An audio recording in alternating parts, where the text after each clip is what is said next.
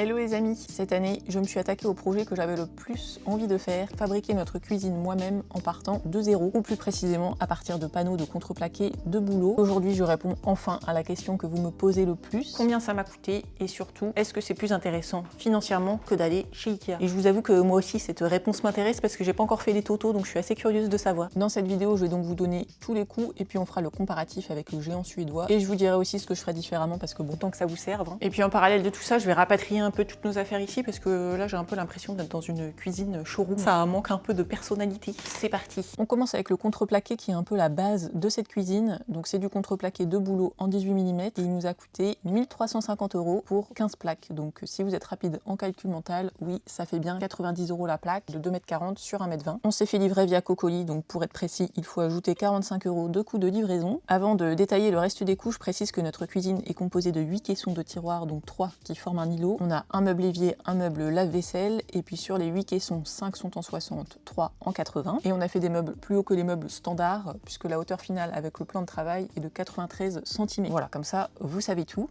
Les caissons sont posés sur des chevrons qui nous ont coûté 70 €, qui incluent également les chevrons qui ont servi à la structure du meuble évier et au trépied du lave-vaisselle. Si on passe au tiroir, on ne voulait surtout pas lésiner sur les glissières, on a donc pris les Bloom qu'on nous avait recommandés, et là on en a eu pour 692 € pour 19 paires, donc puisqu'on a 19 tiroirs. Pour assembler tout ça, il m'a fallu des vis, et là on est autour de 85 € en tout. Bon, j'ai compté les boîtes entières, même si je n'ai pas tout utilisé. De toute façon, les vis, je trouve que c'est un peu le coût caché dans la rénovation. On n'y pense pas forcément, mais alors ça va vite. Il a fallu ensuite protéger ce magnifique contreplaqué, et là on en a eu pour 256 € de Rubio. Ça comprend aussi les petits pads que j'avais pris pour l'application. Jusqu'ici, on arrive donc à un total de 2500 €, et c'est ce montant qu'on compara à une cuisine Ikea, car on aurait pu s'arrêter là en soi avec un plan de travail en contreplaqué. Mais nous, on a donc opté pour un plan de travail carrelé, et oui, je précise qu'on sait qu'avec ce genre de plan de travail, le risque, c'est les joints. On prévoit de cuisiner principalement sur l'îlot qui aura un autre revêtement. On limite donc le risque que les joints se salissent trop vite, et puis bon, une petite tache par-ci par-là, ça nous dérange pas trop. Au contraire, c'est un peu comme des baskets blanches, c'est toujours un peu plus joli usé. Bref,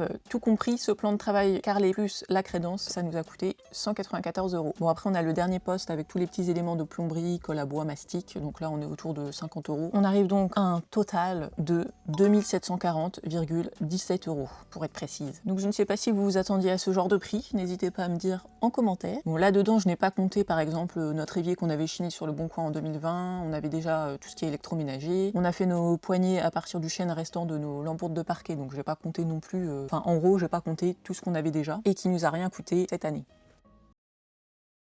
Ok les amis, je vous retrouve au niveau de mon petit bureau. Je vais faire la simulation Ikea, parce que moi aussi je suis très curieuse de savoir comment on se situe par rapport à eux. Donc j'ai fait une petite simulation le plus proche de la configuration qu'on a, même si bon bah forcément je peux pas tomber pile pile. C'est l'avantage de faire sa cuisine sur mesure. J'ai pris les éléments méthode, j'ai pas pris les façades blanches toutes bêtes, ni les façades les plus chères. J'ai pris le modèle Fresne. Je me suis dit que c'est, même si c'est pas forcément ce que j'aurais acheté, je me suis dit que c'est ce qui se rapprocherait le plus de ce qu'on a. Donc j'ai pris le cadre pour l'îlot, j'ai pris à peu près le nombre de plans de travail qu'on a. Au niveau de l'évier, j'ai mis un meuble de porte parce que bon, le nôtre, il n'y a qu'une porte, mais il est quand même plus large qu'un meuble standard. Les petites plaintes, les pieds, et puis bah, tous les éléments avec les tiroirs. Puis j'ai pris un caisson tout bête qui remplace un peu la structure que j'ai faite autour du lave-vaisselle. Et nous arrivons donc à un total de 3120 €. Donc je suis quand même contente et plutôt rassurée de voir que notre cuisine est plutôt moins chère, avec en plus du contreplaqué qui est quand même mieux que du mélaminé. De toute façon, moi j'avais envie de faire notre cuisine, genre même si ça avait été plus cher, je pense que je l'aurais quand même fait moi-même, mais c'est intéressant de faire le comparatif. Bon, il est grand temps que j'enlève ces basilic citron. Les pauvres, ils ne ressemblent plus à rien. Et surtout, je sais déjà ce que je vais mettre à la place.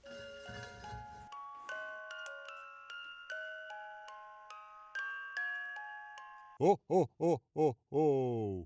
On commence à être plutôt pas mal sur la déco, là ça commence à me plaire beaucoup plus. Ce petit habillage de lave-vaisselle qui est censé être temporaire parce que l'idée c'est plutôt de faire un tissu un peu patchwork mais cousu, là j'ai juste mis des chutes que j'avais sous la main. En fait je trouve ça vraiment pas mal, ça me plaît bien. Il manque encore des trucs du genre les plafonniers, la poignée sur la porte d'Olivier, mais faire des chaises pour l'îlot aussi ça fera moins gros bloc. Bref, on est clairement sur une vibe un peu japonaise là. C'était pas forcément volontaire mais j'adore le Japon donc c'est venu naturellement. Là je voulais surtout vous parler des 2-3 trucs que je ferais différemment. Alors il n'y a pas grand chose. Alors la première chose, c'est la hauteur du pied ici sous les caissons. J'ai mis un chevron genre à plat, mais à refaire, je pense que je le mettrai sur la tranche parce que l'aspirateur ne passe pas sous les tiroirs, donc c'est un peu chiant pour nettoyer parce que du coup toutes les petites miettes viennent se mettre là. La deuxième chose, c'est la hauteur des tiroirs de Lilo ici, celui du milieu, parce que c'est ce que je vous disais dans la précédente vidéo, tout ce qui est petits sachets en craft, enfin il y a certains emballages qui passent pas en hauteur, donc quand même un peu bête. Là on a de toute façon changé toute l'organisation, donc ici c'est plutôt un bloc vaisselle. On n'a plus d'ingrédients, on a tout mis de l'autre côté. Alors oui, il nous reste pas mal de place, mais on stocke encore des trucs ailleurs, donc j'ai pas encore tout ramené, je vais le faire au fur et à mesure. Bon, et bien sûr que je n'étais pas obligée de tout mettre dans des bocaux, mais moi je trouve ça quand même beaucoup plus satisfaisant visuellement. Quand je vois le tiroir avant versus ce que ça donne maintenant, c'est quand même beaucoup mieux. Et je profite d'avoir des tiroirs ouverts pour vous parler de la dernière chose que je ferai différemment, c'est la finition. Parce que là on a utilisé du Rubio et je trouve que ça a quand même jauni le contreplaqué. Ça se voit notamment à l'intérieur des tiroirs, parce que du coup c'est vraiment par rapport à la réaction aux UV. L'intérieur des tiroirs est quand même très jaune. Toutes les parties qui sont pas